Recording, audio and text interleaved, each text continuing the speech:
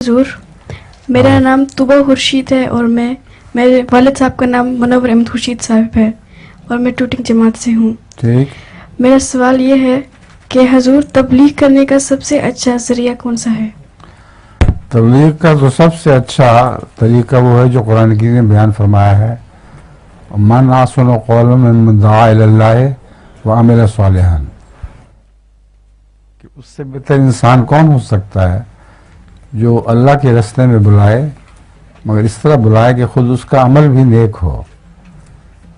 तो अगर एक इंसान का अमल नेक है तो उसकी आवाज़ में असर होता है, अगर अमल नेक नहीं तो जितनी मर्जी चलाकियाँ करे उसके आवाज़ में कोई असर नहीं होता।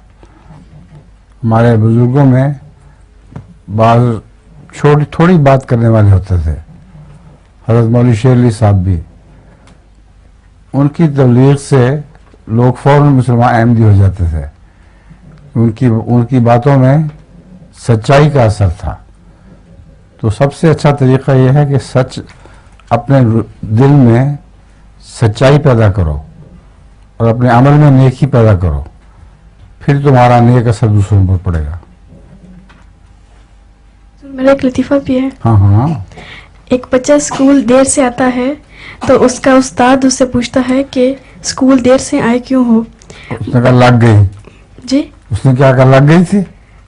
नहीं, वो अच्छा और है, ये और है। हाँ सुनाओ। तो बच्चा कहता है कि मैंने आज बहुत नेकी का काम किया है। अच्छा। उस्ताद कहता है कि क्या नेकी का काम किया है तुमने?